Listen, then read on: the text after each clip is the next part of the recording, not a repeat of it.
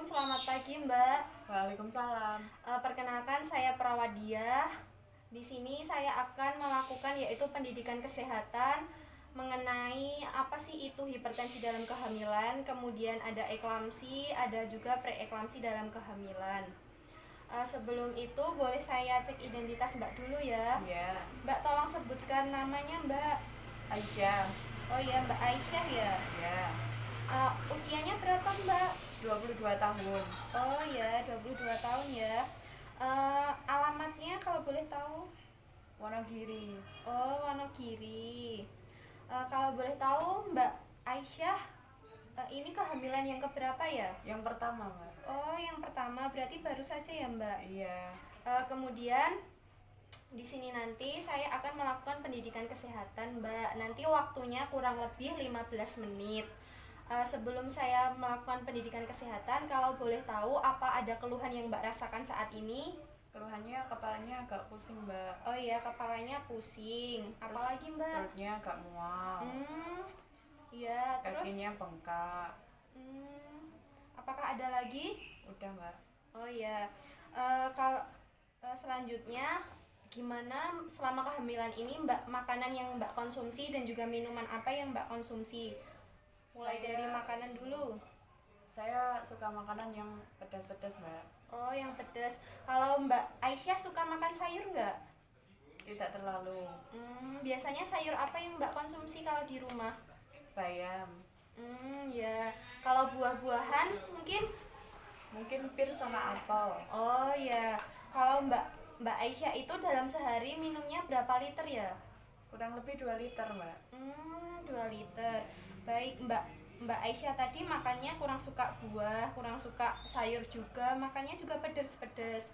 Nah, itu ada makanan yang pedas itu sebenarnya nggak diperbolehkan banyak-banyak Mbak dalam kehamilan. Nanti saya jelaskan di akhir. Sebelumnya Mbak Aisyah sudah pernah tahu belum mengenai diet eklamsia ini, preeklamsia ini? Belum, Mbak. Oh, belum ya. Maka dari itu, kali ini saya akan memberikan sedikit penjelasan mengenai diet preeklamsi. Untuk yang pertama yaitu saya akan menjelaskan mengenai apa sih hipertensi dalam kehamilan itu. Mbak Aisyah itu dikatakan hipertensi apabila Mbak Aisyah itu tekanan darahnya lebih dari mencapai 140/90 mm air raksa. Nah, sedangkan tekanan darah yang normal itu berada di kisaran 120/80 mm air raksa ya Mbak. Kemudian selanjutnya saya akan menjelaskan mengenai apa sih itu preeklamsia dalam kehamilan. Preeklamsia dalam kehamilan itu merupakan tekanan darah tinggi yang disertai proteinuria. Proteinuria itu merupakan adanya kandungan protein di dalam urin Mbak. Kemudian ada edema atau pembengkakan pada kaki bagian bawah Mbak. Nah, ini biasanya terjadi pada kehamilan usia 20 minggu sampai akhir minggu pertama setelah persalinan. Gimana Mbak penjelasan saya tadi, apakah kecepatan atau mungkin ada yang kurang jelas? Tidak, Mbak. Oh ya. Kemudian selanjutnya saya akan menjelaskan apa sih itu eklamsia. Nah, eklamsia itu merupakan kejang pada ibu hamil yang merupakan komplikasi dari preeklamsia. Nah, eklamsia ini bisa membahayakan nyawa ibu dan juga anak dalam kandungannya jika tidak segera ditangani secara tepat. Itu bisa menyebabkan penurunan kesadaran atau koma. Kemudian saya akan menjelaskan mengenai tujuan dari diet preeklamsia dan juga eklamsia ini. Tujuannya itu yang pertama adalah mencapai dan juga mempertahankan gizi dan juga tekanan darah normal. Tekanan darah normal tadi berapa Mbak? 180/20. Oh, bukan Mbak. Iya, kalau tekanan darah yang normal itu 120/80 ya Mbak. Iya. Diperhatikan lagi ayo.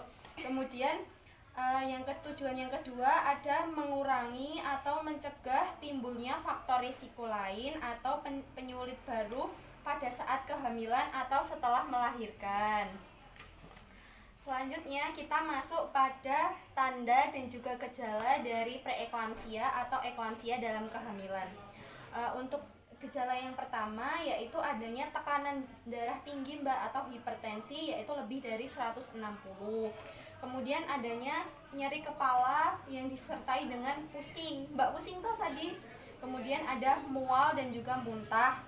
Ada penglihatan kabur atau buram, kemudian ada pembengkakan. Nah, pembengkakan ini bukan hanya pada kaki bagian bawah saja, tapi juga bisa ke bagian-bagian tertentu dalam tubuh, misalnya kayak kelopak mata atau di wajah. Kemudian ada nyeri pada ulu hati, kemudian penurunan fungsi ginjal, adanya proteinuria lebih dari 5 gram per cc, dan juga yang terakhir adanya sesak nafas.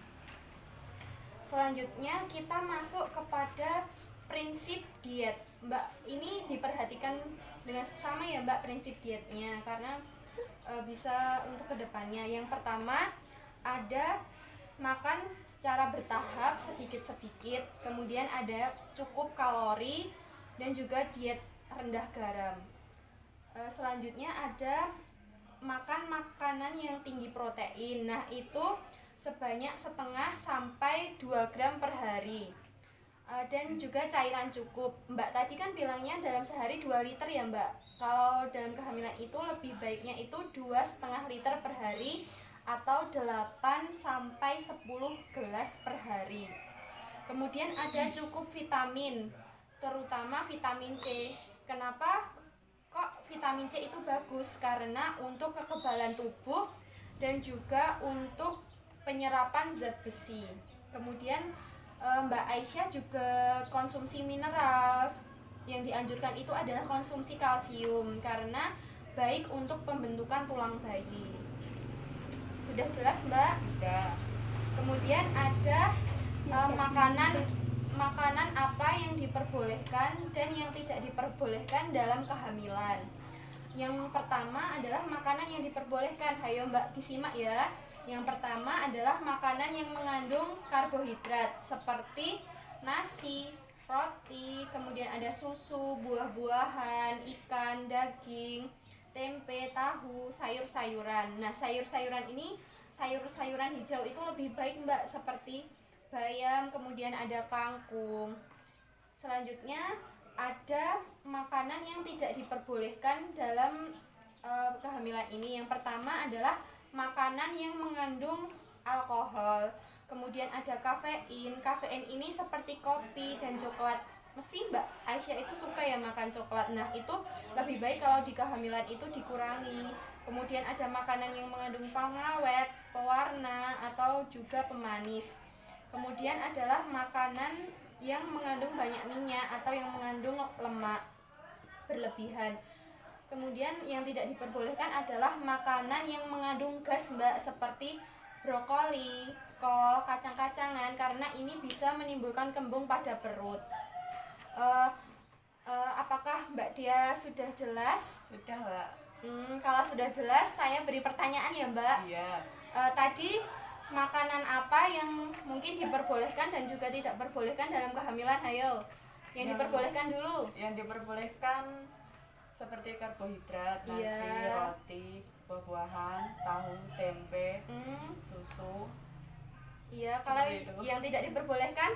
Yang tidak diperbolehkan seperti makanan yang mengandung gas, yang mengandung pengawet, pewarna, terus yang mengandung alkohol. Oh ya, sudah jelas ya Mbak, berarti penjelasan dari saya.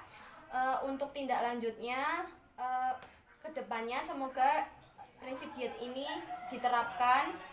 Dan semoga tidak terjadi apa-apa dalam kehamilan, ibu dan juga anaknya sehat selalu. Kalau begitu terima kasih, kurang lebihnya saya mohon maaf ya Mbak. Akhirus salam, wassalamualaikum warahmatullahi wabarakatuh.